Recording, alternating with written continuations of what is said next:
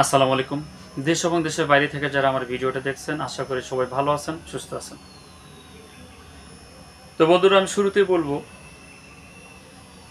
যারা গাভী গরু নিয়ে বা বকনা গরু নিয়ে টেনশন করতেছেন যে গরু কেন হিট হচ্ছে না, কেন গরম হচ্ছে না, ভাবতেছেন, চিন্তার কোনো কারণ নাই, ভাবনার কোনো কারণ নেই। আমি বেশ কয়েকটা মেডিসিনের কথা বলবো।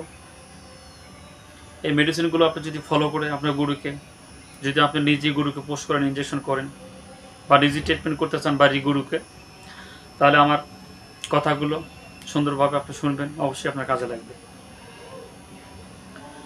তো বন্ধুরা, আপনার গরু তিনটা কারণে হিটে আসে না। এক নাম্বার, গরুর পেটে যদি কৃমি থাকে, সে কৃমি যদি সঠিকভাবে মুক্ত না হয়, তাহলে গরু কিন্তু আপনার হিটে আসবে না।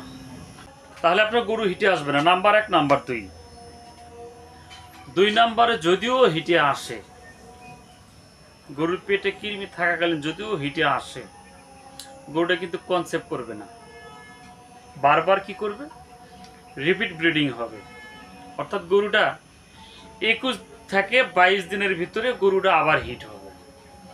21 দিনের থেকে 22 দিনের ভিতরে গরুটা হিট হলো। গরু হিট আসে দুটোর সময়, দুই টাইমে।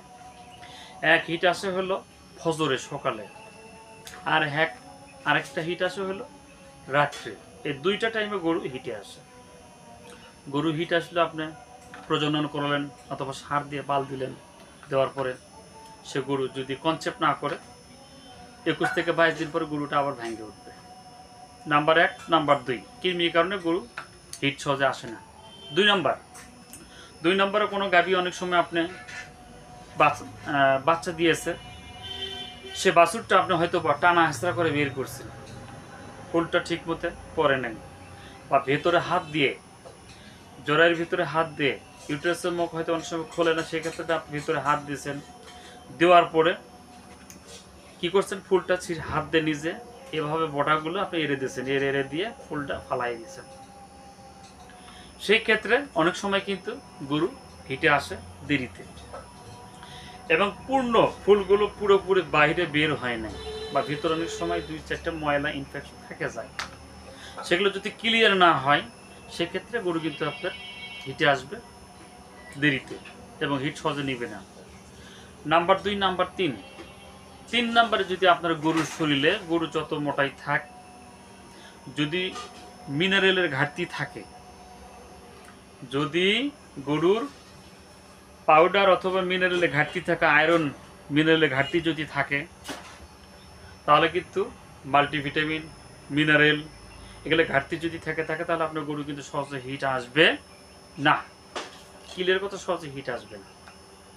তো তিনটা কারণে মূলত গরু হিট আসে না।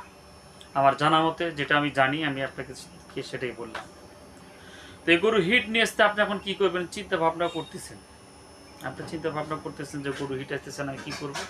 সর্বপ্রথমে গরুকে, যদি আপনি নিজে হিট নিয়ে আসতে চান, তাহলে ওষুধ মেডিসিনগুলোর কথা আমি বলে দেবো, আপনি শুনে রাখুন। দেখুন, সর্বপ্রথমে এমেকটিন প্লাস বেটি ইনজেকশন, এটা একমি কোম্পানির ইনজেকশন। এটা 30 ml 30 মিলি হয়, অর্থাৎ 5 মিলি হয়। এটা হলো প্যাক সাইজ। এই ইনজেকশনটা 50 কেজি বডি ওয়েটের জন্য 1 মিলি। আপনার গরু 100 কেজি বডি ওয়েট যদি হয়, তাহলে দিবেন হলো 2 সিসি। আর যদি 200 কেজি বডি ওয়েট হয়, তাহলে 4 মিলি। এভাবে যদি আপনার গরুটা যদি 200 কেজি ওজন হয়, আপনি 4 মিলি দিলেই চলে, কিন্তু 4 মিলি দিলে কাজ খুব একটা ভালো হবে না। কোম্পানির নির্দেশনা, আপনি 5 থেকে 6 মিলি দেন, 2 মিলি প্লাস করে দেন, তাতে কোনো সমস্যা না, রেজাল্ট ভালো হবে। এবং পরের দিন সকাল থেকেই গরুটাকে আপনি লিভার টনিক খাওয়ান, যে কোনো কোম্পানির লিভার টনিক আছে, 5 থেকে 7 দিন খাওয়ান। এই 5 থেকে 7 দিনের ভেতরেই, 7 দিন পর থেকেই বা 5 দিন পর থেকেই আপনি এই ইনজেকশন তো দিলেন, পাশাপাশি লিভার টনিক খাওয়ালেন। 14 দিনের মাথাতে অবশ্যই গরুকে বুস্টার ডোজ হিসেবে 1500 mg ট্যাবলেট, 70 থেকে 75 কেজি বডি ওয়েটের জন্য একটি ট্যাবলেট। আপনার গরু যে কয় কেজি সেই অনুপাতে সেই কয়টা ট্যাবলেট আপনি দিবেন 14 দিন পরে। এখন 5 থেকে 7 দিন ইনজেকশন দেওয়ার পরে লিভার টনিক 5 থেকে 7 দিন চলাকালীন ভিতরে আপনি কি করবেন, এই ইনজেকশনগুলো আপনি পোস্ট করবেন। আমার হাতে দেখতে পাচ্ছেন, নাম হলো ভিটাফস ইনজেকশন। এটা রেনাটা কোম্পানির ইনজেকশন। এটা প্যাক সাইজ হয় হলো 30 ml এবং 100 মিলি। পাশাপাশি আরেকটা ইনজেকশন দেখতেছেন, এডিসল, টেকনো কোম্পানি। এটা সিরাপও আছে, ইনজেকশনও আছে। যদি আপনার গরুটা 150 কেজি অথবা 150 কেজির ঊর্ধ্বে হয়, একটু বড় হয়, সেক্ষেত্রে আপনি কি করবেন, 15 মিলি ভিটাফস ইনজেকশন নেবেন। 150 থেকে 200 কেজি যদি হয় তাহলে 15 মিলি, এটার সাধারণ ডোজ হলো 100 কেজি বডি ওয়েট বা 120 কেজির জন্য 10 মিলি ইনজেকশন, 5 থেকে 10 মিলি। তো যেহেতু 150 বা 200 প্লাস যদি হয়ে থাকে, সেই ক্ষেত্রে আপনি 15 মিলি ইনজেকশন নেবেন। আর এই ইনজেকশনটা নেবেন হলো 10 মিলি।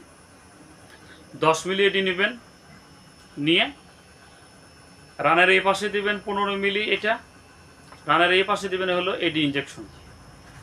এইভাবে আপনার গরুকে কমপক্ষে 3 থেকে 5টি ডোজ করবেন 5 দিন পর পর।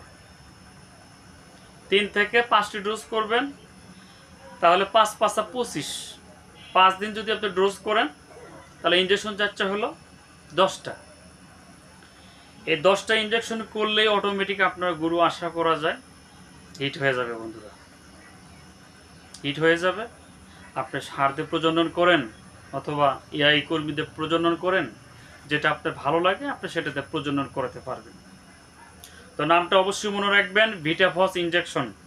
দাম সীমিত, একটু দাম দেবে। আপনি মিলি যদি ইনজেকশন কিনতে যান, আপনার থেকে দাম দেবে অনলি মাত্র 170 টাকা দাম।